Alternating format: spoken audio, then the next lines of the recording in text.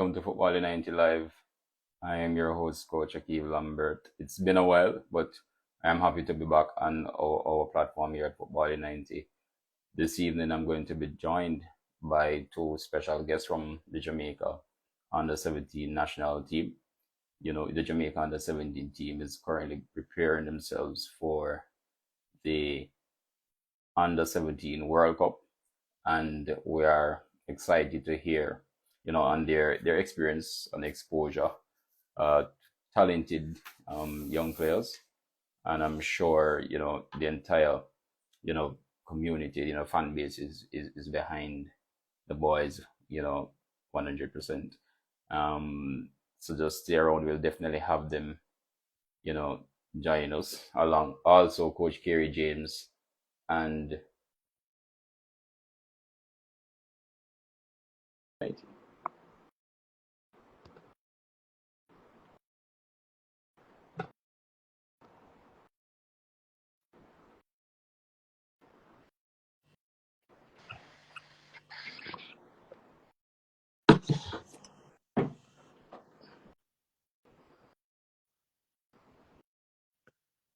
hey guys, welcome to Footballin90.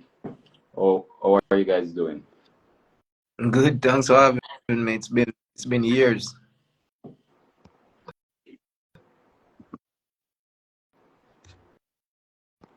I'm trying to add Alexander White. I don't know what's happening.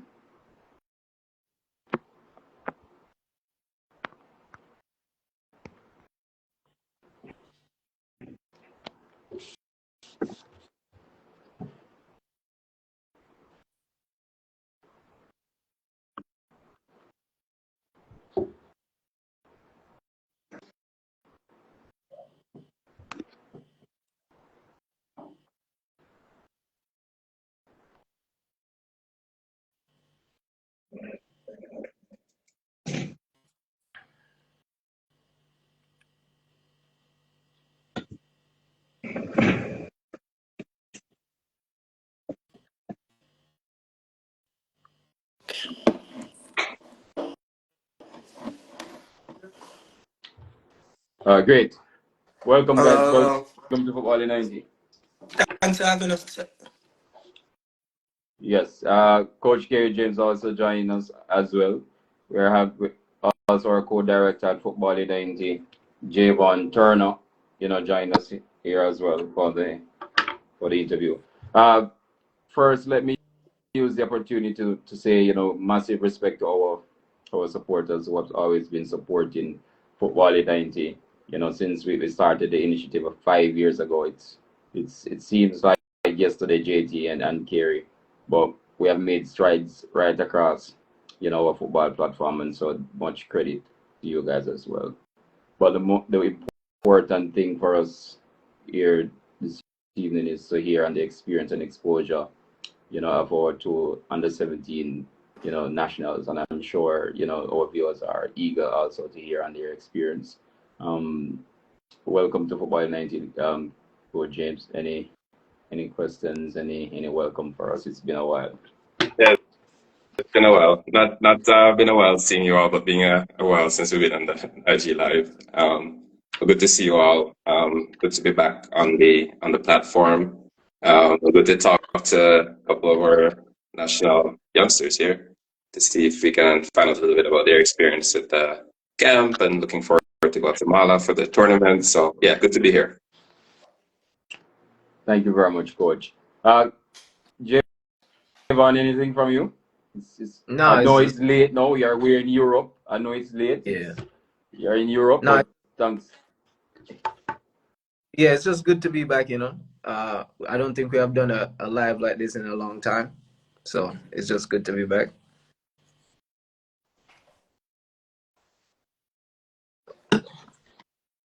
All right, thank you very much, JT. Zienodean? Yes, sir. Yeah, thanks. It's in my mind, and I'm sure for Kerry and JT, it's we are really proud of the efforts. I've been following the tournament recently in Mexico, and I know the recent camps also in the US and both the local camps here. Um, What can you tell us though about, your personal, aspirations as it relates to, your experience so far? Well, I mean, I've been here since under 15. For me, it's it's amazing for kids like my age. Like this is like a dream.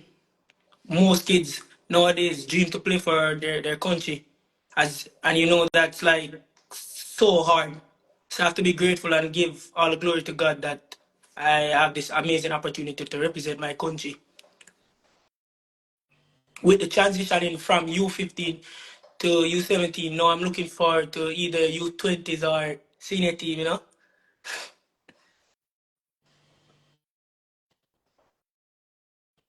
I think you're I'm Yeah, here with you, mute. yeah. sir. You're mute. Oh, saying thank you very much for that. I'm saying would have done a lot of various interviews with that, a lot of the senior reggae boys, the likes of Damien Lowe, etc.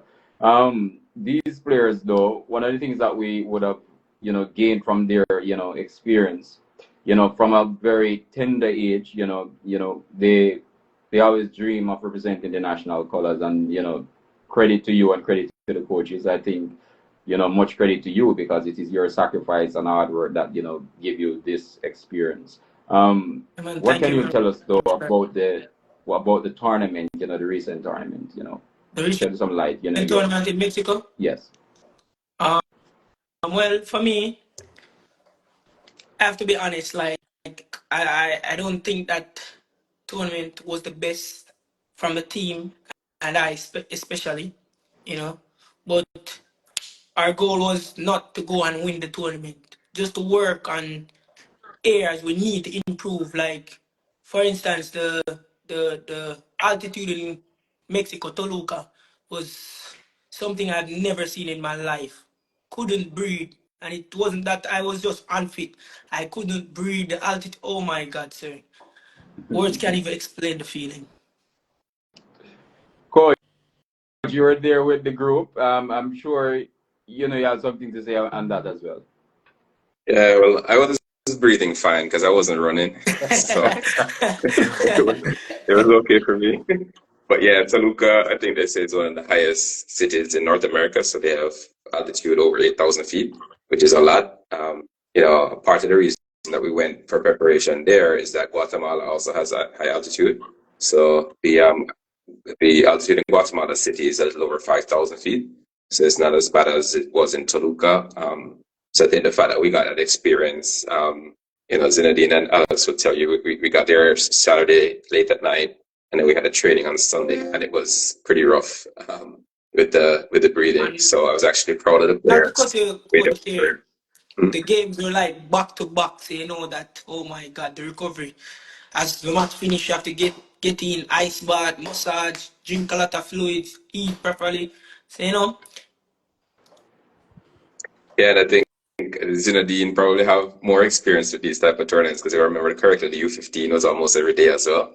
CONCACAF U15 and then the Mexico tournament was similar to that. So yeah, altitude is an issue, but I think I was proud of the players the way that they were able to adjust to it. And I know that experience is going to help us when we get over to Guatemala because we have already experienced an even worse situation with altitude. So I think we can better able to adjust to it once the tournament actually starts. Just thank you very much, Coach. JT, I'm sure you have been following the national under 17 team. I've been Yeah. following them, since ever since the very first camp. I have been in touch, with a few players who are part of the first group. And one of the feedback coming from those camps, is the ability, to play freely, is to express yourselves. And I'm sure, these are some of the things, the characteristics, the aspects that the coaching staff and the management team would have covered throughout the entire duration of these camps. But the question is though, Coach Thierry, and I'm sure JT can chip in as well. How do you? What are some of the groundbreaking outcome from these camps though? Well, I guess I have a lot of experience following the national teams, especially the youth teams. I think one good thing about this particular youth team is that we started very early. So we started with identification camps first in Coral Springs. That was even before we were involved with the U17. So we were actually just trying to find players that were, Jamaican heritage players abroad that could help national teams and recommend them, like we did for a couple that played the last U15, Kai and Cadriano. So that's where it started, and then it kind of developed here, where Coach Butler got the job as the under-17 coach, and now it became a bigger thing. So I think one of the things that I like about this group is that we started really early identifying players. Alex that you see here is one of the players that we identified in Coral Springs. So it's just sort of an open trial. His parents made the sacrifice to make sure that he was there. He impressed the coaches. And then from there, we took the better players from Coral Springs and brought them to Jamaica to kind of play with the bigger group. And he's impressed to the point where he's here and we're about to go to a tournament. So I think that part of it is the kind of the part that stands out to me. Well said, Coach. Let's move to Zienodean just for a few. Alexander, we're coming back to you because there's a lot of interesting things, based on what we would have seen and the feedback we have gotten from. Say everybody wants to hear from Zienodean. He's famous in Jamaica, so yes. Zienodean, like I said, thanks for for the opportunity to speak with you today. I think based on the information, like Coach said just now, everyone is really excited to hear from you. We're always excited whenever we get overseas-based players joining our group. Tell us about the experience. What have you gained since joining the local camps? I mean, it's always good because remember I was once a local player too, Just recently I've turned out overseas based player. So I don't say there's nothing significant about coming down as an overseas player. Nothing about it. It just, feels normal for me. Alex? Honestly, experience has been great. I've learned a lot of lessons, learned a lot of different things. And especially, it's almost been I think it's been a year now since I've gone to the Coral Springs camp. And the transition, the development, the work ethic, it's always been improving. And I can just say from my honest heart that the experiences I've experienced here in Jamaica and under Freddie Butler, Colton, all those guys, they've really supported my development as a player and as a person, as a character, and just showing leadership on the field and off the field. So I can say my experiences have been amazing. What about the bonds you Alex, build with other players in camp? Pardon me? What about the bond you've built with the other players in camp? Oh, of course, yeah. I actually met him not too long ago, and me and him are like brothers. So the bond that we create here, it's a family. We want to be interlocked. We want to create synergies on the field. The energy has to flow because in order for a team to work, there has to be chemistry. So here, the bond is amazing. I can't even complain. Everybody here is supportive. Everybody here just wants the best for each other. We have one job, and that's to qualify for the World Cup, and that's what we're gonna do. I have a question. Not because Coach James is on the live, but what can you tell us about Coach James? I personally know him, but I've not been around him much, in the set of at the national level. So tell us about. Can I go first? Yes, sure. Coach Carey is a man that you can go to it with anything, and he got your back. Second of all, is the guy always cares, always cares. He just have that soft spot inside of him. I have to give him some credit for that, Coach. Soft spot.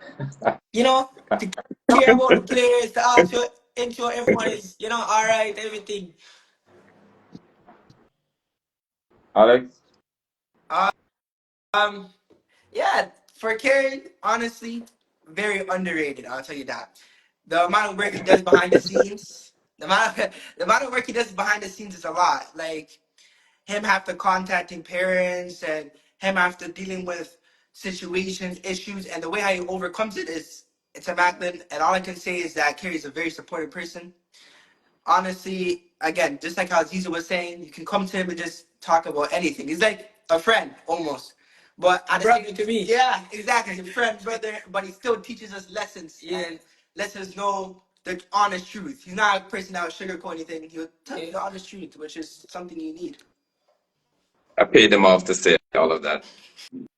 What he said? I, He said that I he paid us to say that. I don't think it would be possible, coach, because you didn't know I was going to ask that question. Exactly. But, so accept it is what it is, coach. Yeah, it is what it is. Like, you know, I have a soft spot, you're right, I think, in my heart for the Jamaican national teams. And over recent years, I think national youth teams, and specifically. The first time I met Zienodean was actually at U15. Went to the tournament there and they did so well, getting to the semifinals of CONCACAF. And I just think we have to like give our youngsters opportunity, about the ones that live in Jamaica and obviously the ones that have Jamaican heritage that play overseas. Alex actually has El Salvadoran heritage, so the big game in our group is versus El Salvador, and technically Alex could have chosen to represent El Salvador as well. So the fact that he's chosen to represent Jamaica, I think, is positive. I would just have to kind of set a platform to give players opportunities through football. So it could be any kind of opportunities. It could be an educational opportunity. It could be for the ones that are set their mindset on going pro, or even if it's not football, even if it's just something in regular life, just to be able to, have success after they leave, our program. So that's kind of the key, I think. Definitely, coach. Guys, I'm going to shift the focus from football just for a few. I remember this interview, and I'm sure Kerry and JT remember it very, vividly with Tyreek, Magee, and when we were discussing, Jamaican food. So I just want to hear from our two special guests tonight, their favorite Jamaican food. And then I'll tell you mine after. Yeah, sure. But before you guys do respond, I want to know who is the best cook. Good. Best cook. Yes. Obviously, me. That's me. You want to know you want to know something? My dad is also a chef, so it's not.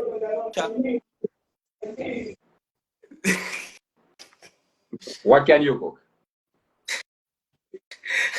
Anything you like, sorry, like anything. Cereal.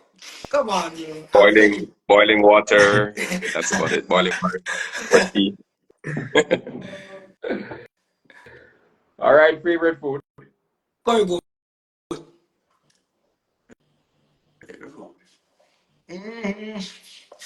Me personally, I'm a foodie, so I just like everything. But I'm gonna have to say, I love stewed chicken. Stewed chicken, definitely up there. Stewed chicken, rice and peas, and then I have to add a side of festivals. Or even patty too. Patty, yo. Good. Now, Guys, Coach I am Coach surprised Kerry's not to hear jerk food chicken, is but it's oxtail. okay.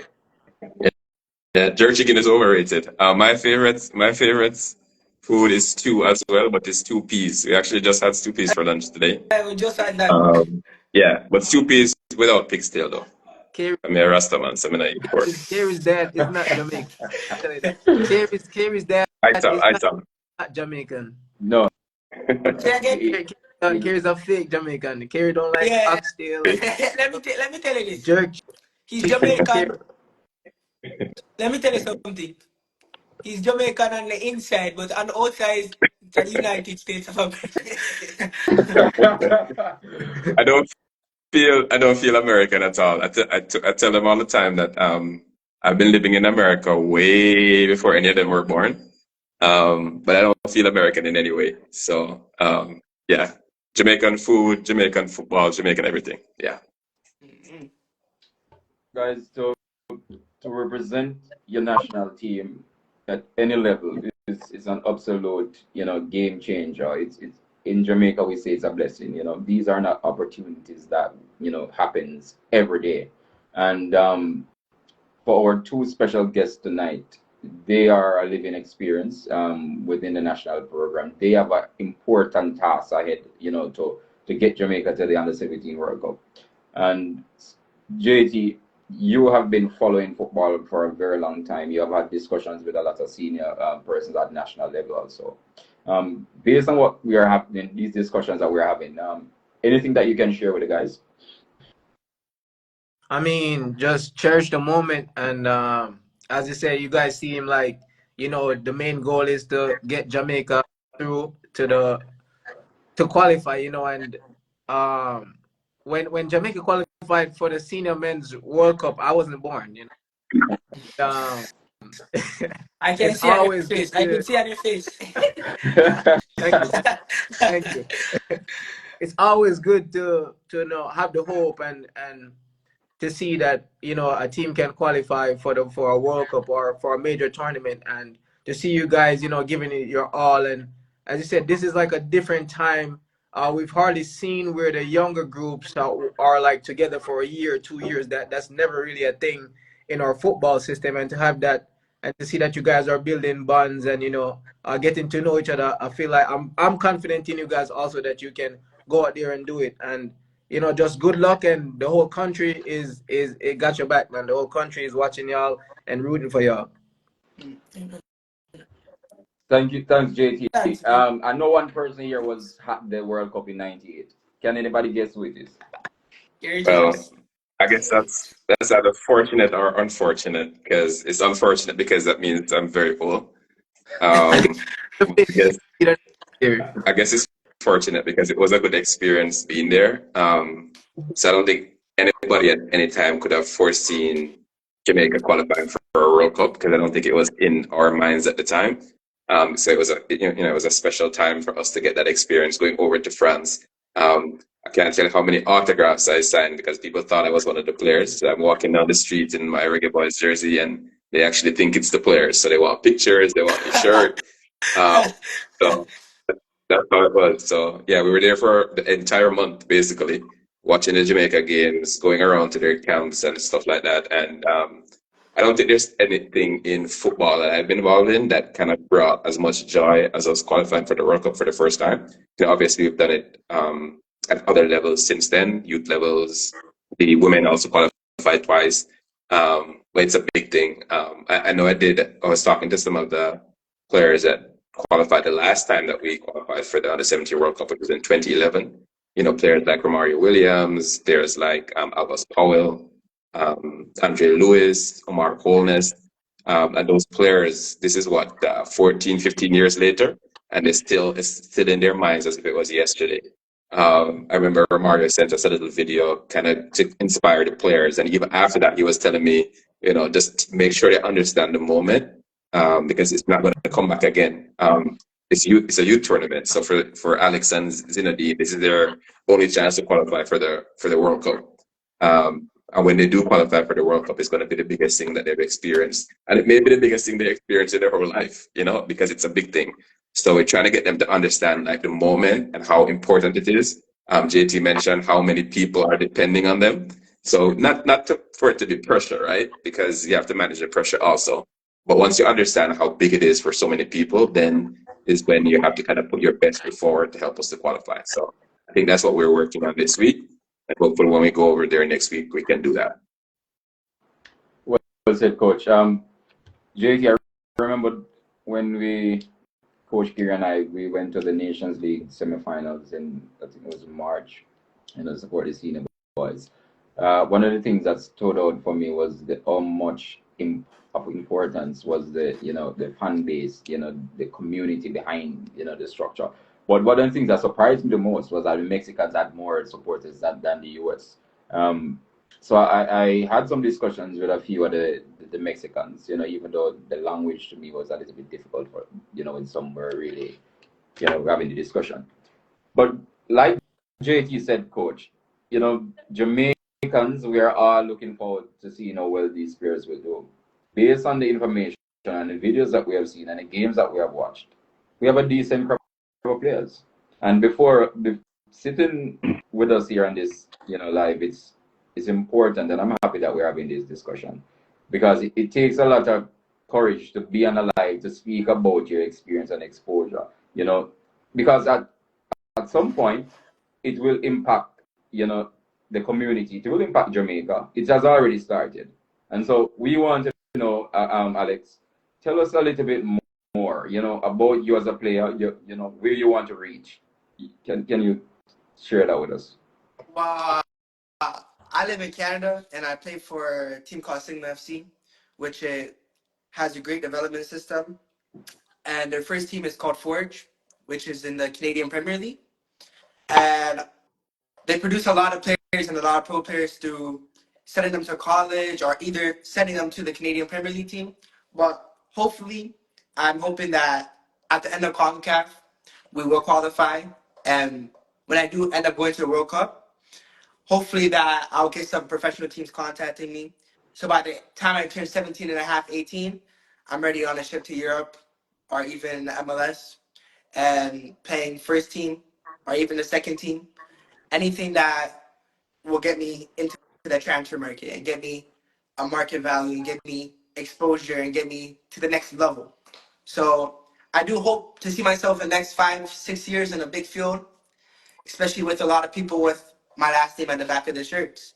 And honestly, I do believe I can be there and I will be there. So just have to stay patient, work hard, and just trust in God. Well said. Zienodean, And for you? me, I currently live in the United States, playing for the Rush Select Academy. We have a first team in Croatia, and that's where I want to be in the next 2 years, next year, to be specific. And after the CONCACAF tournament, I'll be there with the first team training. So, yeah.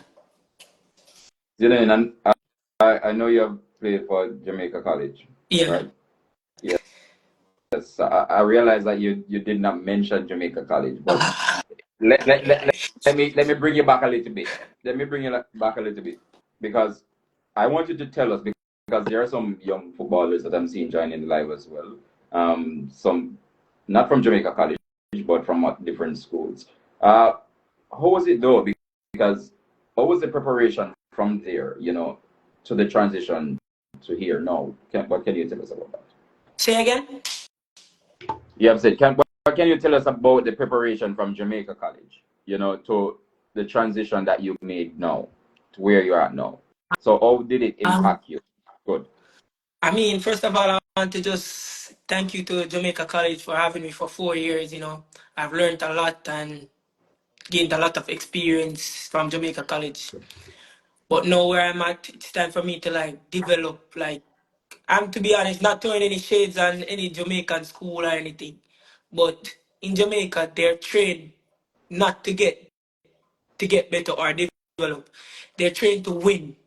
In the US or in Europe, especially let me talk about my club first of all. We're trained to develop and get better for the next step ahead of us. In Jamaica, you don't do that. You train to win the Manning Cup, Triple Crown, which is nothing compared to where I'm at. Coach, did you handpick these two players for the live, or because I realized both of them are defenders? Yeah, no, I didn't handpick them. They were just what was left. No, just kidding. Just kidding. Just kidding. Big, I thought these two would be good spokesmen for, because you know how it is, Coach Lambert, is the spotlight is always on the attackers, right? yes. So those are the ones that get the headlines and score the goals and get the assists. But the role of the defenders are just as important, especially nowadays where it's not like my time where the defenders pretty much defended, right? That was their only job to defend. Wing backs in particular have a very important job on both aspects of the game, but going forward and defending. So I thought I would have a wing back live with Sisu and Alex. Smart. No, really smart, coach. I just want to pick up on something that you mentioned just now. Z, is that Jamaica, and I totally agree with you, and I'm hoping it's the same for both coach and James. I view it that way as well. Preparation to win, which is okay, but not good enough Yeah. in my mind. And you're right, and that is what I like about players who look at the game from a different perspective, coach. It is not just within the space. Like, we're thinking outside the box. So it's really good, and I'm hoping, that this is the same energy and same level of communication effectiveness that is shared across all the platforms. And so much credit to you, for that as well. JT, what time is it now in Europe? 12:32 Wow. a.m. AM or That, PM? Yeah, but I'm still in I'm still adjusting from my other time zone, so it's later for me, to be honest. This man is never in one place. He's in every country. A different week he's in another country. So I can never keep up with where he is. Kiri, Star Kiri player. can't Kiri can't talk. Kiri travel every 2 days, so can't coach, I talk. don't No, think but I don't travel. I don't travel as like I'm pretty much in Jamaica or I mean wherever the football is being played. But JT, yeah. JT will be in like Croatia one day and then the next day he's in Azerbaijan. I said, what? I didn't know people go to Azerbaijan. That's where JT is. Yeah, world traveler. Coach, how many local based players are currently in the setup? So we have 25 players at camp now. And tomorrow is actually when the squad is going to be released. So we're going to have 21 that will go to the tournament. So I don't want to preempt the announcement of the squad, but it sounds like it's going to be approximately half and half. So we'll see. But there's 12 or 13 domestic-based players that are here right now in camp. So a lot of people's favorites, right, from all over the different schools. Chin, Oral Miller is here. Who else are our local players that are well known? Jump and Nolan that play for Mount Pleasant in the Premier League. Giovanni Taylor that plays in the Premier League as well. Yes, we have a lot of the better local players. And most of them, to be honest, are familiar to everyone because they played the last U15. So most of the local players that we have still in the squad are players that played the last CONCACAF U15. Coach Freddie Butler has a wide range of experience as a coach. I regard him as, one of the top coaches, from Jamaica.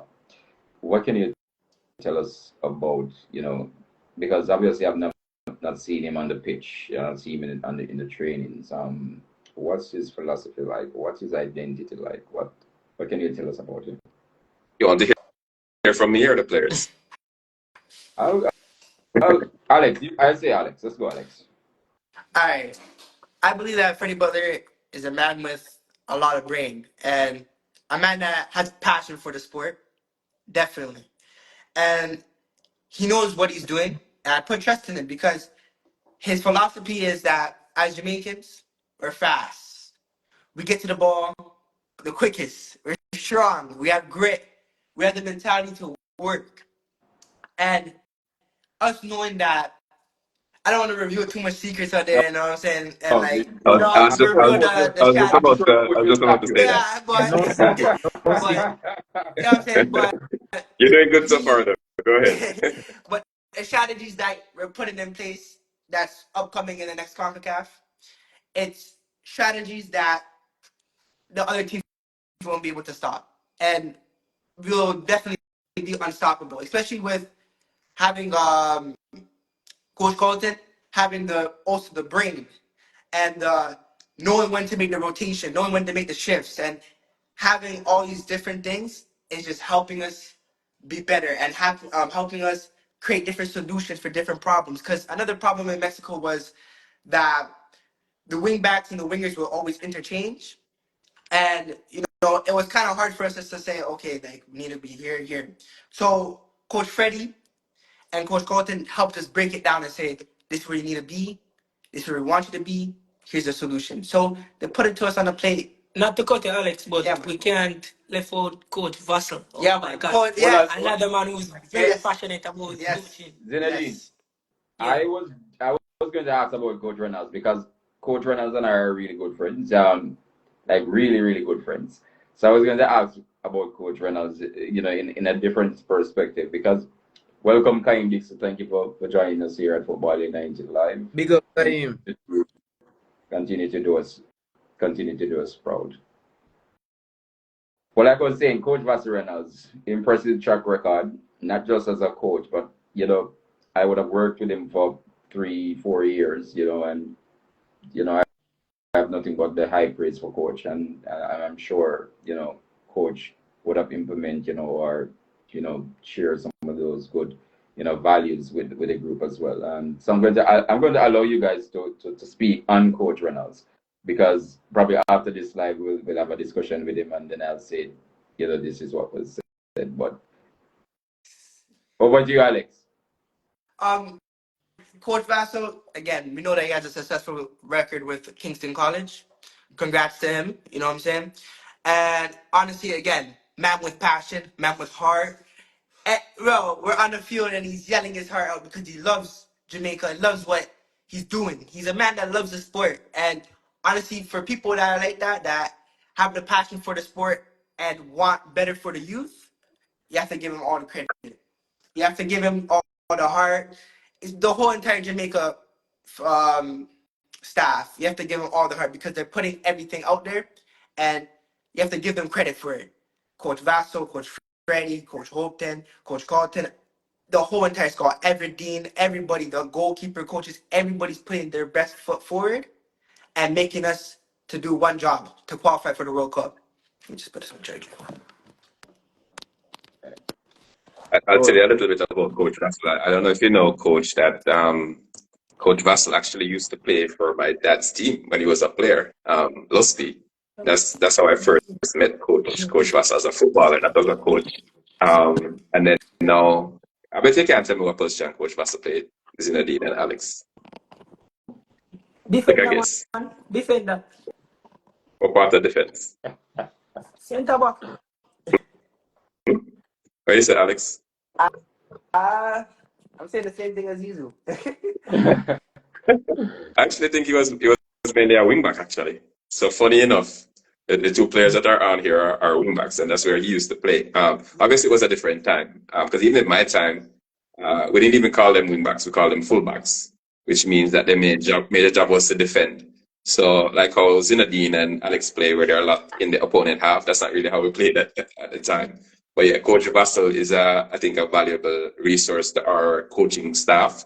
And like both the players said, I think we have a well-rounded coaching staff, starting with the gaffer, Coach Butler, with the experience he has, not only from a coaching perspective, but also from a playing perspective. So I'm sure they may be a bit tired to hear the coaches say, you can't get one over on me because we've done it all before, right, as players.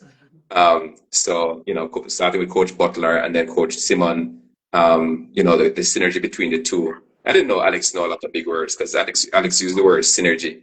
But I think it's an important word, because even among the coaches, you have to have that synergy where the both of them together, and then when you add Coach Vassell, the three of them together are really kind of making sure that the bases are covered. And that's really good. And then, I don't want to call every staff member, but we have such a big staff, not only, the ones that work within the JFF, but the ones that helped us in Coral Springs, for example. So I want to give a shout out to, for example, Coach Boris Johnson, Coach Roger Thomas, all the people that volunteered their time for us to find Alex, for example, for us to find Cadriano, for us to find Kai, for us to find Dari, all these players that are in the team now. It wouldn't be possible without them as well. So we have a big staff of people that really help to get us where we are now, to prepare the team as best as we can, and to go out and do the job, because the job is a vital job, not just for Alex or for Zienodean or their parents that are on the live listening, but for all of us. So their role is very important to making sure that all of this can work. Thank you very much, Coach. And I don't want to move away from this for a point that we're discussing Coach Freddie Butler. I have a press release that he shared ahead of the tournament in Mexico. And just to pick out a few, he said, "We're building more than just a team. We're building a legacy. Our focus remains on developing well-rounded players who embody discipline, unity, and excellence, both on and off the field. Each player understands the weight of wearing the national colors and the pride of making Jamaica proud." I'm really really happy to hear these words from Coach. I'm happy that the coach is getting, the entire Jamaica involved, knowing what is going on within the national under-17 program. Too many times information has been kept from, the fans, who I see as the most important ambassadors, because without the fans, JT and Coach, it is impossible, to get football going. So hats off to Coach Freddie Butler, the entire coaching staff, the management staff, the support staff, just like what Coach said just now. The support is huge, and so we just continue to support, the national under 17 team, and I'm sure, based on the level of expertise, based on the level of communication, and I'm sure if you're listening now to these two youngsters, you just have to be, optimistic about our chances. Yeah, and if you look at them, they both have the same hairstyle as well. So that's good. But I think these making sure the players are accessible is important. So I think that's why we came up with this initiative to introduce them. We've had them on YouTube shows. We try to get people a little sneak peek into what we do at training, and when we go up to Newcastle to do running, and when we go to children's homes, and basically to give them an idea of who these players are, because you need support from everyone. So some people follow football very closely, or they may follow the Manny Cup or D Cup and know those players. But we want them to know as many of our players as possible, as deeply as possible. Because if you sit down and listen to Alex and Zienodean, they're very interesting people. So when you hear them talk, and it's not necessarily only about football, we want to see eventually that they'll have success. So right now, obviously, we're thinking about qualifying for the World Cup, and that's pretty much the only thing on our mind. But eventually, we want to see these players go on, and they need those skills that are apart from football. All the social skills and analytical skills that they're going to need to kind of navigate through life, whether it be football or otherwise. It's important for them to get that. So, we're happy that we can play like a small role in that. Guys, if you're currently joining us, I'm here with Zienodean McLean Alexander White, our national under-17 representatives. Two brilliant minds, two talented individuals. And I know based on the feedback, based on what they are telling us, is that there's great things ahead for our national under-17 team as we gear towards, qualifying for the U17 World Cup. You can catch all the latest updates here at Footballin90. We'll be tracking, every bit of, our campaign here with our national under-17 team. Don't be surprised if JT and myself, visits, the under-17 camp at some point, but we are in this. When I know Coach Carey can buy it. Coach Carey can purchase the tickets for us. Definitely. Tickets, I think Coach Lambert actually resides in Jamaica at the moment. So that would be a quick trip up, what's that highway? What do you call that highway now? It's 45 minutes from Mandeville to 45. the Kings of JT, 45. I don't know. Good. JT is going to be an expensive ticket. Sacrifice. Somewhere. Sacrifice. When does the team leave for? When does the team depart? Yes. So the squad officially is going to be announced tomorrow, which is the 6th, and the squad is going to depart Jamaica on the 8th in the morning for Guatemala for the big deal tournament. I missed you just now, Coach. I caught the part where you said the selection of the team will reveal tomorrow. Something. Yeah. When does the team depart for? On the 8th. We leave on the 8th. It's Saturday. Yeah. Saturday. So I'm assuming the team will be at the Reggae Boyz game tomorrow, or because it's close, then it's not. I'm not 100% sure. I know we've had like a tentative schedule. I know we're going to have a little practice game tonight at the center. So whether we're going to be in Montego Bay is kind of up in the air right now. I'd love for us to go because I know the team has made an outing to the national team game before. Yes. When it was at the national stadium. So hopefully we can do that. So stay tuned. If you see us walking through the door of St. Catherine, the sports complex, don't be surprised because we may be there. Definitely, and I will get to meet both players in person and the entire team. Yeah.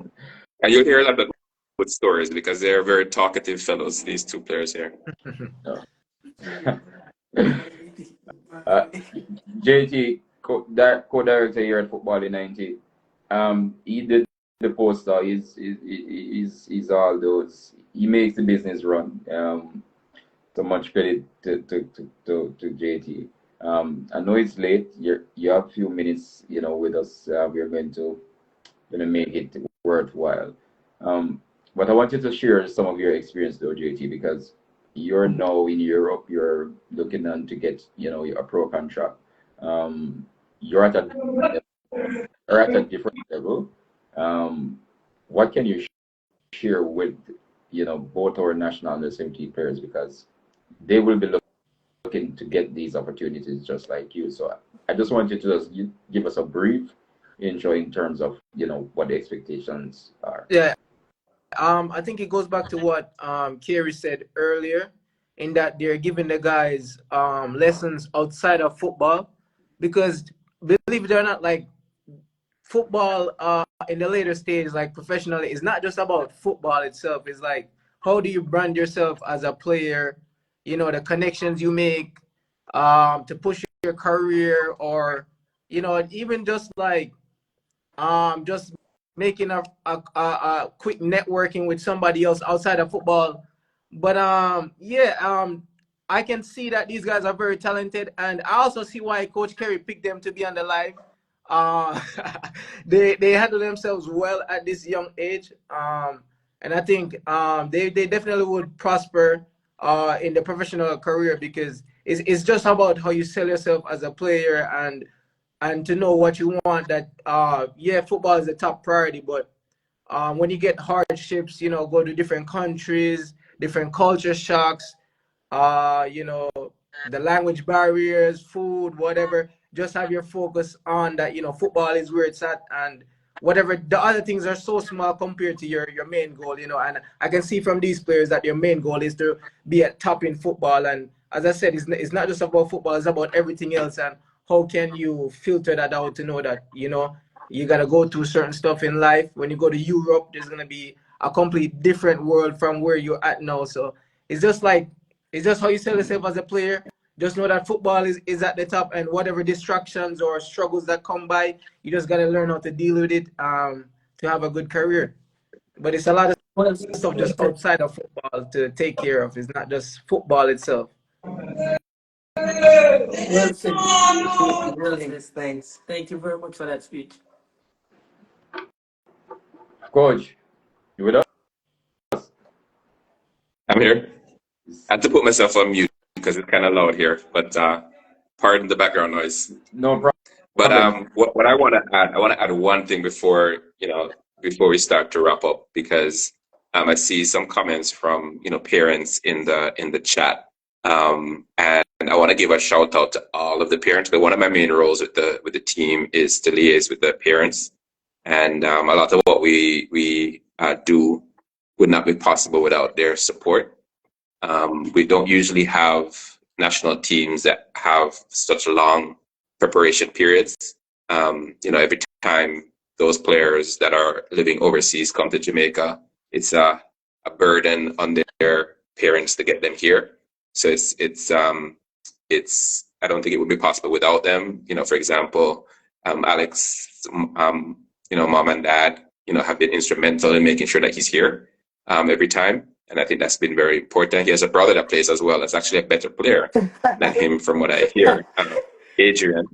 So she has, they have like twice the expense of trying to have two athletes in the family. But yeah, I just want to give a shout out to all the parents. So obviously I work a lot with overseas based parents because of how we found them originally with the scouting in Coral Springs. But I also talk a lot with the parents of the local players as well. I talk to both Zienodean mom and dad all the time. So I think I want to give a shout out to them because they're the really unsung heroes in all of this. And I think if we do qualify, when we do qualify, there'll be a big reason why we did, I think. Well said, Coach. And I'm happy you made mention of the parents' involvement in their lives, especially, the holistic approach of these youngsters, because without parents, trust me, it will not work. So I'm happy that the national program, as engaged parents, give them a greater responsibility, a role to play. So much respect to the parents as well for their sacrifice, to get these youngsters, these type of opportunities as well. Let's shift the focus a little bit from, the core aspects of the game, but I just want to know who's the funniest player in the camp. Funniest player in the camp? Yes. Cross. Yeah, probably. Justin Murray. Would you agree?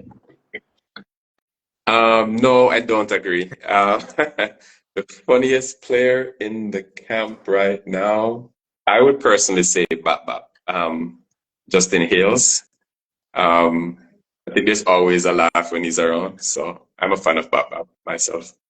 All right, well said. JG, Yeah. you hearing me? Yeah. Okay, good.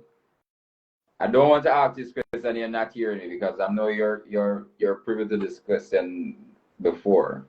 I remember explicitly when we had the interview with was it I think it was Junior Flemings at the time.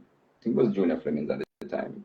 And we asked who is the best dancer in the team. And I know if Kaim was on the live, I know a lot of persons, when Kaim just entered the national program coach, a lot of persons were saying he was one of the vibes person in the team. So I'm just going to ask about Alex and Zienodean, coach, who's the vibes master in the team? Oh, Baba. And the big dog. Justin Murray. Sorry. Big dog. Justin Murray and Justin Hales. Bap Bap and Cross. Yeah. So what about you, Alex and Zienodean? No moves? I'm just a person to just enjoy whatever they do, just laugh. Well, if you're talking about dancing, I don't know if you saw when we were in Mexico, I think Alex was actually attempting to dance with a couple members of the other teams. They were doing, I don't know, choreograph. I don't know what it was. But yeah, none of them had any rhythm. Yeah, none of them had any rhythm. Yeah, Chin. Oral Miller. Oral Miller? Bap Bap, I don't know. Bap Bap for sure. Yeah. Well, Bap Bap for sure. Bap Bap is going to win every award that comes to vibes and dancing. I Go will for Nick Justin. for Alex. Habla español. Un poquito. Puedes cantar. ¿Tienes verdad? Puedes cantar. Yeah. I need to redo a little bit of Spanish lessons. Come back in like a month. Okay. I got it. But... Can you sing for? Can you sing? Can I sing? Yeah. Nah, I'm not the best singer, but I think I may have given you fake information that Alex is from El Salvador, because I understood what JT said. Can you sing? And somebody that's half El Salvador didn't understand.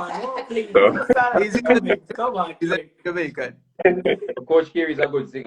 I heard. I don't know. Yeah, so I'm a karaoke person. So if you look at my IG, you'll hear some singing. But the voice is not that good. It's a better talking voice than it is a singing voice. But yeah, I try. One of the things I realized is that the coaching staff is a star-studded coaching staff with a lot of former players. So I'm wondering, coach, at one point you guys will have to play against the players. I don't know why we haven't done that yet. Like I tell them all the time that I'm better than Alex right now. No chance. And I'm better than Zienodean. No and I'm better than chance. Zienodean right now. No chance. So like even obviously not in a big space, but in a small area, I think we should actually. Coach Carey, you know what? there's a lot of. You know what? I'm gonna bring it up to the coaches. We're gonna have a squad versus staff match. Coach Carey has a lot of touches in small space. Big Coach, space. I've never seen it. I've never seen it. You've never seen it because you've never seen me play. When you go back to Florida, I'm gonna go up to Port St. Lucie and we'll go out and go play some 5v5. Coach Carey taught Johan Cruyff everything he knows, Exactly. So, big baller, man. Well said, JT. Well said. Whoa, coach! I can't believe the players don't know that you are a big footballer. It's a shame. Yeah, It man, it's a don't shame. It's a shame.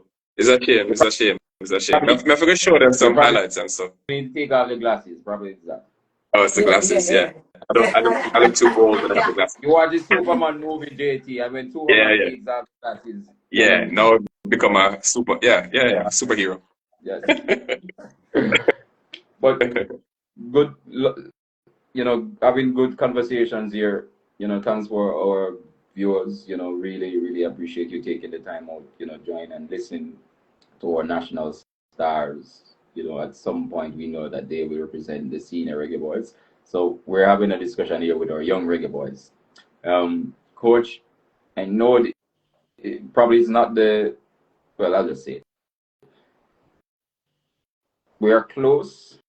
We're really close to having Mason Greenwood, as a Reggae Boy. And so I'm sure, before even going further though, Alex, are you a Man United fan? Who is a Man United fan on the live?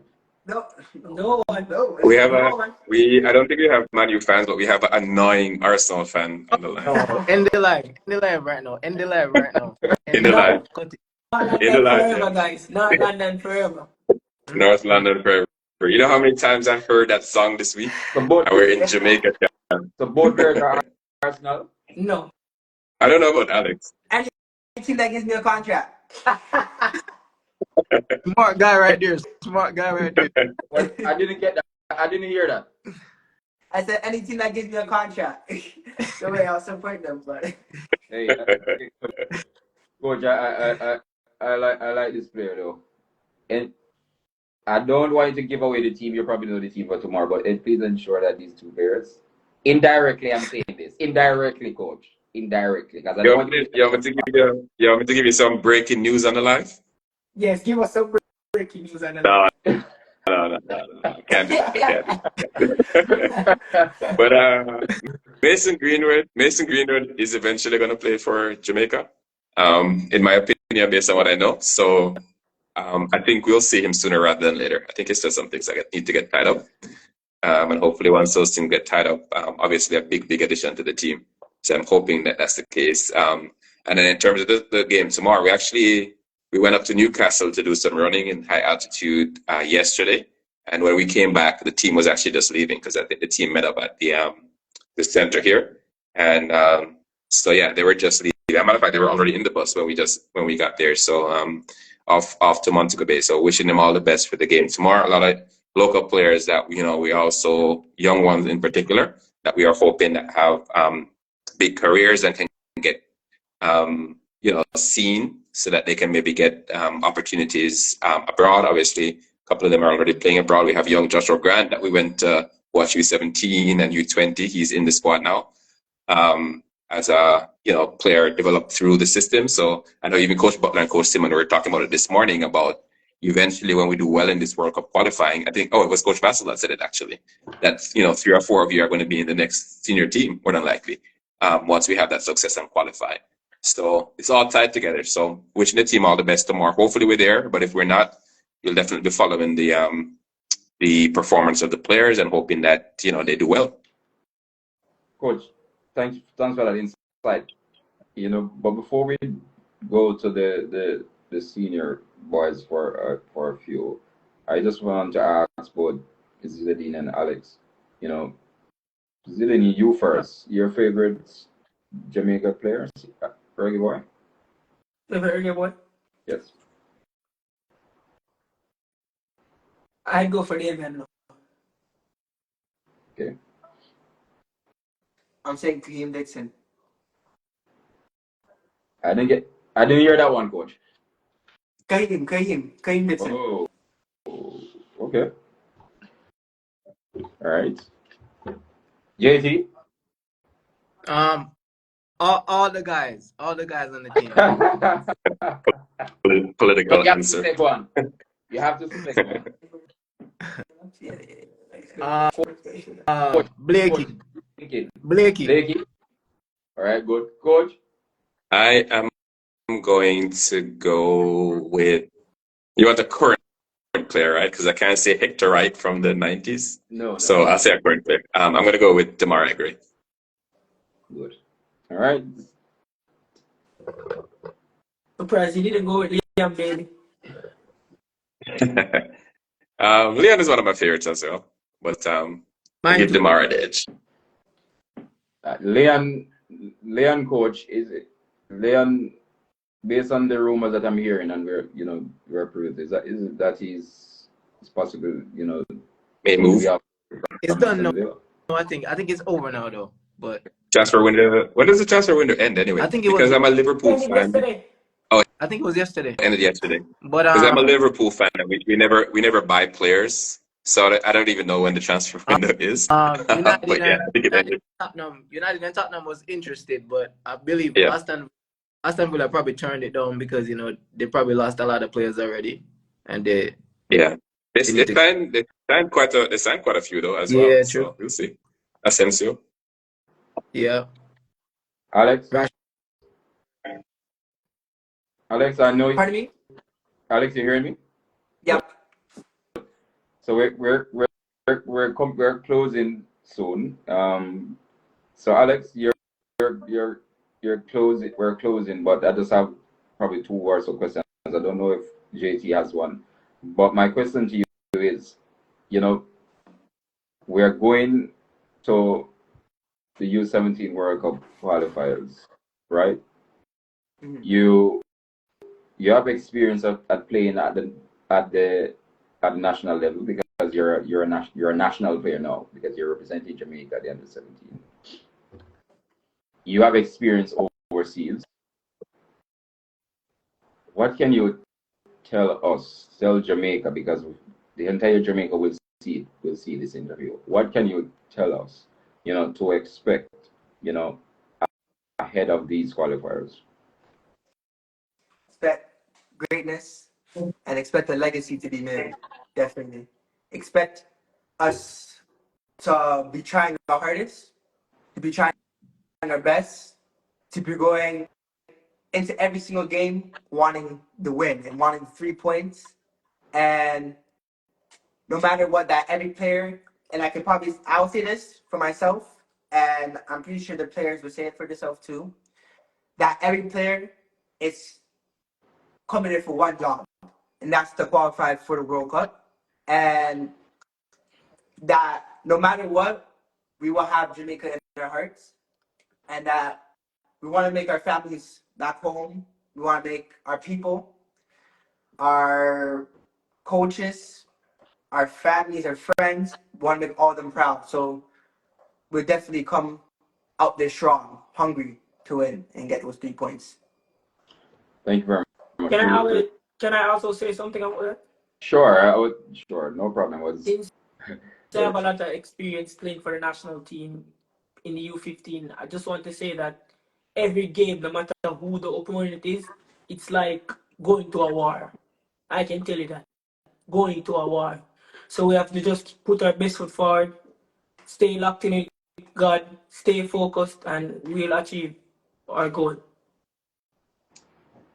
Well said, youngster. JG? Now I just want to add to what the guys said, and it's true. If you think about it, every team that's playing there is playing for their country. Everybody is trying to make their people proud, and as long as we stick to whatever our game plan is and whatever the coaches tell us, as long as we stick to our own goal, and we'll make our country proud as well. You know what I mean? So guys, just focus on whatever the coaches say. Everybody else is going out there, and as I said, it's a war because everybody's playing for their country, everybody's playing for their family. So just stick to the game plan and do your best, and no matter what, we'll be cheering for you guys. And I also want to say, I want to give a special shout out to everyone who has been a part of our journeys, sponsorship, Uncle Mar. I just want to give a special shout out to them for doing this just for us to go to the World Cup, and we definitely appreciate it, and we'll give them back to qualify in the World Cup as a gift in return. You know what I'm saying? And we'll be back in Jamaica when we qualify, celebrating with you guys and make Jamaica proud. Guys, I think you need to go on YouTube and I did it myself because I wasn't old enough. But go on YouTube and watch the celebrations of when we qualified for the World Cup, and you'll see and I've seen understand. it. I've seen it. I've seen it. I think Coach Freddie Butler himself Yeah. sent it in the group. Yeah, it will help you on to see what it will mean to the country, you know, and you'll see the crowd and the love and everything even being pushed out even more, you know. Even people that don't follow football, once they hear that you have a team that's going, they'll be on it quick. And I can tell you this for sure, it will happen again. It will happen again. What a confident young man. He's even more confident than I am. Very, very good to them. All right, Coach James. I never asked him a question of why they name him Zienodean and him not really skillful. Okay. Because Zienodean Zidane is supposed to be one of the most skillful players ever to play. Right, Zizou? Yeah. Susie, Zizou is speech. you want to share on that quickly for us? Well, you know, my dad's favorite player. So Good choice. he was once telling me a story the other day, and like my mom wanted me to name Michael Jordan. Or LeBron James. So she was more like into those things. But my dad said the day that I came out of my mother's womb, he knew that I was gonna be a professional footballer. So he chose Zinedine Zidane. And at that time, his favorite side was World Cup, watching Zinedine Zidane, and it was like, no way he's going to be a Michael Jordan or a LeBron James. It's definitely going to be a Zinedine Zidane in the future. And don't follow Carey, guys. Do not follow Carey. I have it, guys. I have it. Hey, Coach. Yeah. Coach Reynolds is a Man United fan, you know, just Yeah, I for know the that. for the I know that. for the record. It's unfortunate. It's unfortunate because Coach Simon is also a Man U fan, and I think Coach Butler, like Zinedine, is an Arsenal fan. No, So very, he very, stopped. He stopped. I think very he stopped. very wayward people. Coach, you have followed our national teams right across the world. I don't know if there's any place that you have not yet gone to. Mhm. You work closely again with the senior players, both for the male and female teams, all national teams.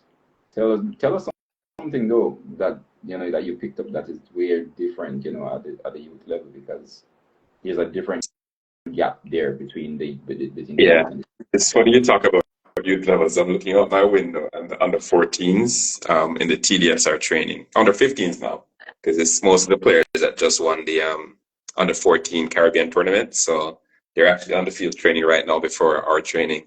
But what I would say is it's difficult at the youth level to finance the things that you'd want to do. I think our national team at the senior level is much more advanced than we were in the past. So, like, if you ever travel with the national team and see how much staff that they have, and see the hotels that they stay in, and see the transportation that they have, we're flying essentially on private jets now, and on those kind of flights instead of commercial flights. So obviously we can't recreate that at the youth team levels because we have so many youth teams and only so much money to go around. But I think that's why this group that came in and helped to kind of, finance the U17 is so important because having them together all the time is really important. Having them prepared together, because it's not like we have only players that are playing in Jamaica. We have players that are playing all over, including Jamaica. So to get them together, it can be expensive. And so I want to also give a shout out again to the parents because I don't think that any of this could be possible without them.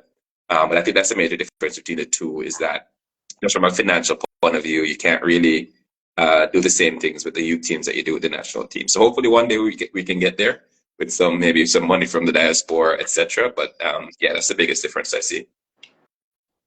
Well said, Coach. I'm so happy though because that parent involvement is key. Continue to involve the parents. Keep them updated and all the progress because it goes a far way. Just like you said, wouldn't be possible without them. So, like I said, parents, much respect to the parents for their sacrifice. Quickly, guys, we are now we're now preparing for World Cups. Under 17, Zienodean's team, we're preparing for World Cup. Good. Yeah. I think that this year is going to be a wonderful year for our national teams. I can't wait though when the under 17 qualifies. JT, you'll have to fly down from Europe. You'll have to come down. The celebration, we'll have to be I'll there. be there. I'll be there for sure. Yes, so we continue to support them as best as we can, by giving our Jamaican people the information, the exciting news, about our talented players. Coach, again, hats off to you. You yourself is an ambassador for football in Jamaica, and so continue to do what you are doing, and I know you'll do more. And I also know if the parents couldn't, if it was a situation where some parents can't do it, then I'm confident and know that that soft spot that we talked about earlier, that you would chip in and That's why I'm not. That's not why I'm not rich. I could be rich, but I'm involved in football, unfortunately. So that's why I'm not rich. I'm not rich because of Alex and Zizou. Anytime we're putting together a budget, I'm going to ask you to do it because I think you're good with numbers. Yeah, I'm good at spending. I'm good at spending money. Yeah, I am. Our good friend Eric. Welcome, Eric. Thanks for the support as always. Massive respect. Continue to do your part. As a national, representative and as a footballer yourself. So much respect. Zienodean, Alex, we're grateful for having you guys here. On Footballin90 Live. You're first under 17 players. We started at the top. Footballin90 started at the top with the seniors, and so to have you guys here today is a special moment. In our program, in our organization, and let me also use the opportunity to say a big shout out to our members here at Footballin90. The likes of Kanye Plummer, the likes of Ronaldo, the likes of Andre Blake, the list goes on. There's too much. Kevin Lambert. There's a lot of players who are integral in how we Shamar. Yes, Shamar Nichols. No, Boza. Boza. Huge respect for Boza as well. And I'm sure, Coach, at some point, we will definitely hear from these youngsters again. Definitely. Yeah. I just want to say thank you guys for having us. Yeah, thanks. It's been a pleasure. All right, guys, we'll catch up with you, Coach, and JT and I will jump over to discuss some footballing matters as it relates to our senior team. So they need to get off the live and get themselves ready for training. So goodbye. Thank you, guys. Thanks for Thanks having for us. coming on, guys. Before you leave, All right, thanks for coming. you hear me? All right, Coach. Yeah, I'm here. All right, good. Just allow our players to support the initiative here at Footballin90. I'm sure you know. Far away. Hey guys, JT, tomorrow the national senior men's team play against Trinidad and Tobago in Montego Bay. We're excited for the homegrown talents who are getting this experience and exposure. I'm sure you guys saw the squad. Your thoughts, Coach, first on the squad. Yeah, I think it's a good squad, and I think it's a good initiative because we have to give our domestic-based players opportunities to shine as well. So most of these players obviously are players that play in the JPL, with a few young ones from overseas, and I think a lot of them is actually their first opportunity to put on a Jamaica jersey. So I'm sure they'll be proud to represent the country. I think this initiative where we're having sort of like a memorandum of understanding between us and Trinidad. I know people say that, okay, why are we always playing Trinidad? But I think it's because of the that understanding that we have with them and how things work financially. So even though it's the same opponent over and over, I still think it's a good opportunity for us to kind of give our younger players in the Premier League international experience, and I think it'll bode well for the future, because I think what we want to do ideally is to identify a few of them that can actually compete in a squad when everyone's available, like when there's an international window. So I think that's what they'll be trying to do. So those players just need to kind of put their best foot forward, because we do have, even though we're a country that has a lot of diaspora talent, a lot of our players that are in the national team now obviously were developed here, played in the JPL, etc., including some of our better players. So it's important that they see it that way, and that they kind of take whatever opportunity they get, which is a big opportunity now, to put their best foot forward and really try to catch the eye of the coach, so that when the next time he picks a squad and everyone's available, that you can be one of the players that are playing domestically that could be in it. So yeah, I'm looking forward to seeing what happens. JT? Yeah, I concur everything Carey said. I feel like this type of friendlies are always, I feel like, to me, probably the most important ones outside of like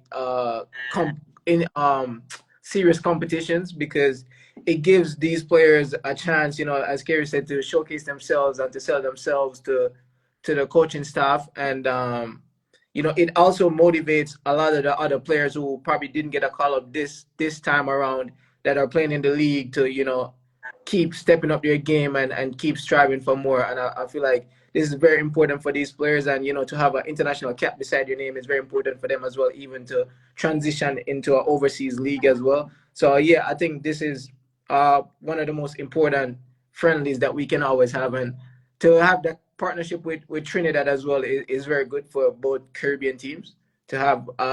We can go to and say we can play a game against them, and to give the guys experience. So yeah, I really like these type of friendlies. Coach James, Josh Anangan, the name continues to pop up in and around, and now he's back again in the national team. This youngster back, in his earliest stint when he got his first, run out as a national player. He was dubbed as the player that we wanted to fill that midfield, gap that we were desperately searching for many years. He's now back in. I'm now seeing that Tyreek Magee is recently added as well. But I just want to speak a little bit more on Jashan, because you have been privy to him as well as a player. Your thoughts on that as well? Yeah, man, Jashan is a good player. So I watch a lot of JPL. I won't say necessarily that I'm an expert, like some of the people that really follow it very, very closely. But to me, of the players that I've seen in the local league, he's the best of the center mids.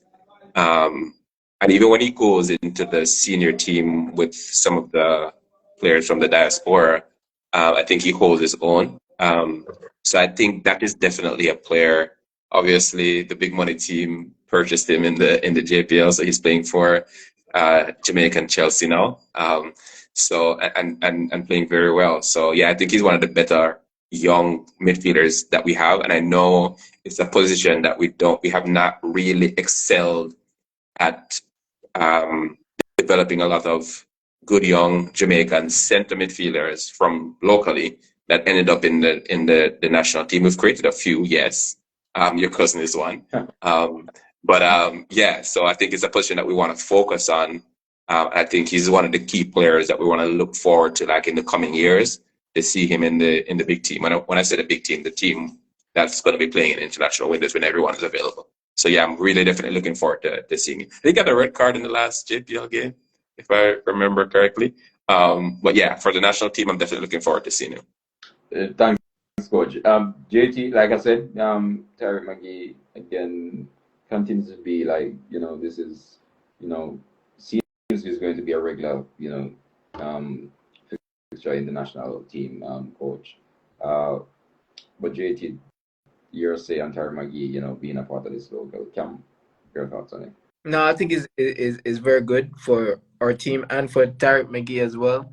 We've known him throughout the years. We've seen him grow up playing football at the schoolboy level, and we know the type of creativity that he brings to the team. And to see him in these international windows more frequently now, I feel like it's good for him and for us too, to see how we can best use him, and for him to keep getting these caps and keep boosting his morale and to be playing. And Yeah, I think it's very important for him and for us as well, because I know a lot of, and to be honest, he brings a lot of the local crowd.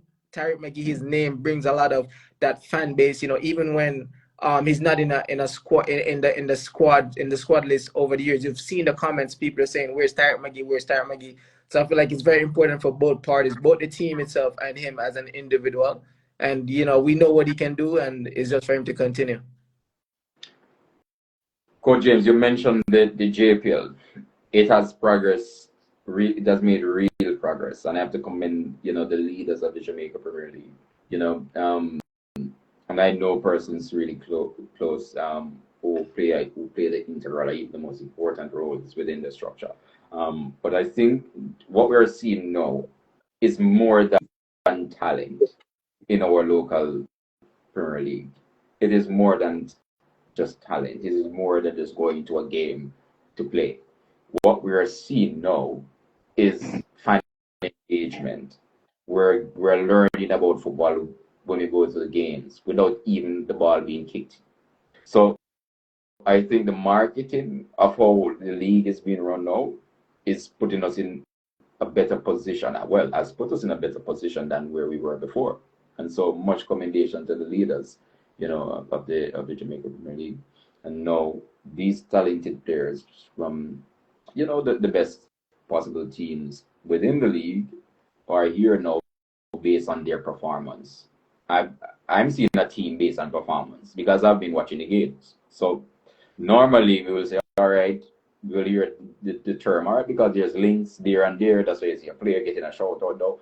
But what we're seeing now is much more than football. We're seeing proper representation. The media, organization has improved as well. We're seeing different media houses interviewing players. So we're being kept informed of the players who are performing week in, week out. And so I think that settles the base where favoritism comes in because we're seeing everything. Even if you haven't watched the game, you can always go on YouTube, you can always go on Instagram or all these pages, and then you see the players who are performing. So I think that Yeah. has grown. What your thoughts? Yeah, it has grown. I agree. So it has grown in so many ways. So first of all, just from the on the field stuff, I think the coaching education that the particularly Andrew Peart heads that feature in the JFF, and I think that has made a big difference. 'Cause I think you'll see just in terms of the quality of the play itself on the field, I think you see teams now that actually understand the tactical nuances of the game and can kind of do different things. And I think that has a lot to do with the coaching. So I think that's the first thing I'd want to say. And then, yeah, definitely agree with you in terms of the marketing and promotion of the league. Because I was just saying, in relation to our team and social media and things like that, some of the things that these teams do. So before we even get into the ones that are covering the games, just that teams themselves, particularly Arnett, Mobay United, Portmore, Mount Pleasant. These teams have social media departments now, where you have actually social media professionals, doing posts on their game. Sometimes I don't even watch the game necessarily, but it's like it creates so much interest. Like I remember Mobay was playing. I think it was Arnett. Arnett was going to Mobay. And, they were playing that song about up in them town and can't see them and blah, blah, blah. And then when Mobay beat them, then they kind of had like a retaliatory post in a friendly way because they were tagging each other. But it was so interesting. So even if I don't follow football, that's something that I would be interesting because people don't realize the impact that social media has. And then going a step further now, and the people that are actually covering like BAM Sports and Knockings and these people are actually covering the games and showing you highlights and doing interviews after the games. Like some of these interviews are better than the games. Like the interviews with Mr. Butler and some of the coaches that say they're not necessarily impressed with the quality of players, etc. Like it's so interesting, even apart from the football itself. So it's the power of marketing, it's the power of social media, and I think it's getting a lot better in Jamaica, thankfully. Yeah, I want to add to that. I was about to bring up the same point. Yeah. The social media game been through the roof now with our football. Like both club level and even the national team, we've seen a big improvement. Yeah, especially on our national team page, And even with the league, the clubs are having friendly banter on social media, with the posts, and it engages the fans. For those who don't even watch the games, you'll see them in the comments, you know, and they even jumping over to the other team's page to check out what's going on based on what they're seeing on social media. So I think the growth, you know, both on the field and off the field is really helping the football altogether. It's good to have you know, someone like Craig Butler in always in the media. It reminds me of Jose Mourinho back in the days, you know. Oh, yeah, always has a quote for you. Interesting quote. It's always good. So it's always good to have, you know. No, it's good. Yeah. It's good to have. It's good to the media for sure. It's very good. It's actually very good. Some people don't understand that in football you kind of need these. Not even football, in life, you actually need these type of characters within the mix. You can't, you know what I mean? It actually helps for the story and it's very interesting. Yeah, so private move also by Terry Magee to, you know, join up with the Phoenix management team there. And let me clarify why I'm saying it's surprising. You know, I wasn't looking to seeing that happen because I haven't heard anything before, Coach, prior to now. You know, I know earlier there was a press release by, you know, by one of our, you know, famous media house, you know, that he's sealed a seal deal for him to play for Veer United. And then I can recall Tyreek, you know, posting say yeah. Now, So I think it was for a different team. I think it was for another team. Oh, Mount Pleasant. Mount Pleasant. oh yes, definitely. Thanks for the correction. You see why I have smart people on the line as well. We're following the social media, man. That's how we know. Social media. Decent move. I think he has played one game so far. Yeah, he played against Cavalier. I didn't see the game, but yeah, he played against Cavalier. That's 2-1. Yeah, that's cool. It's good to have him playing football, but I know based on what coach, you know, the national head coach would have said is that he was away, you know, trying to get a team in Europe. And then in a quick turnaround, he's signed and playing for Veer United. Yes, I get the feeling that maybe he's trying to seek Coach Craig Butler's help in agency-wise contacts in Europe to try to get a contract over there. So obviously, we're all hoping that that is the case, and that he can, you know, continue his career outside of Jamaica sometime soon, hopefully in the summer. So we'll see how that goes. If you're currently joining us, thank you. Here, Coach Okevie Lambert, alongside Coach Carey James and Javon Turner. Earlier, we had a chat with two of our young stalwarts at the national under-17 team as they gear for the under-17 World Cup. And I'm sure, you know, you guys are eagerly anticipating, you know, the involvement of our young talents. And I am confident, you know, based on the, you know, the resources that is available, the expertise and the quality of the players, you know, that we will definitely qualify for the World Cup. Guys, it has been a pleasure speaking with you. It is always interesting, intriguing, you know, to have discussions, especially with the Fabrizio Romano of Jamaica football. Who's that? I will not say who is it. I will not. That's got to be Javon. That's either Javon or, because it's not somebody on the line, or it could be Bam Sports, because he's the one that's always breaking the newest, latest transfer rumors. Well, not transfer rumors, but actual transfers. And Bam Sport has been doing a really good job. So shout out to Bam Sport. For sure. Continue to do great work. I can coach, one of the things, and I'm not afraid to say it, while I am happy that we have a lot of media hosts, these persons bring the information to us, there's also persons who are not giving us the correct information. And that's okay. That's true. I'm not going to call the names of the ones that are not giving us the correct information, but I know those as well. Yeah. But and that's important. But I want to say it here on the live though, because Bam Sport has been doing really well. Yes. I really like the contents and everything, the organization behind when the news comes out, and then, you know, right behind those information, then you get the facts. So he seems to be. Yeah. and I'm gonna take the credit for that, because me and Brian. Well, oh, I shouldn't say his name. Okay, let's just keep it at BAM Sports. Me and him talk otherwise. So he's doing a very good job, and we're proud of the job that he's doing with that. I think he's revolutionized that space. Coach, I will have to ask you a question after live because it's not always difficult to get you, right? I know you're saying you're BAM Sports talk a lot about football. Because I was having a chat with you. I was having a chat with your brother Dwayne, and we were saying, "Hey, Chris, how to get to? He's the busiest man in the world." I think we're having that chat weekend. He can't even get me, and he's my brother. Yes. So the busiest man in the world. All right, Coach JC, thanks much. We'll catch up. Thanks again for joining me here. Yeah, man, no problem. Yes, I'm going to go catch some of the under 14 training right now. And then Jamaica under 17 has a little practice game tonight. Against so we can give some information. I think it's August Town. Okay. So it's a scrimmage to get the players out of the game. Say that again. Who coaches the under 15s? Under 15s is Coach Andrew Peart that coached the under 14s last year, that won that CFU tournament.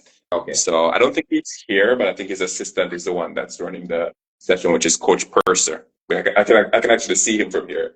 Coach Purser with the under 15s. Coach, after tonight's sessions, I would love to have a conversation with you. So yeah, man. All right, no, thanks. JT, we'll talk later.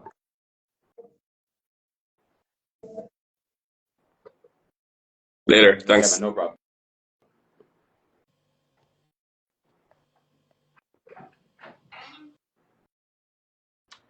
Yes, guys, thank you for joining us here at Footballin90 Live. Like I said, we had an informative, discussion with our under 17 Reggae Boyz. They are gearing up for the under 17 qualifiers, and I am optimistic about their chances. They have been preparing overseas-based camps, local camps, headed by, Coach Freddie Butler, Coach Carlton, Coach Vassar Reynolds, the entire coaching staff and management team. We wish them all the best as they depart on Saturday to kickstart their campaign. Good night, everyone.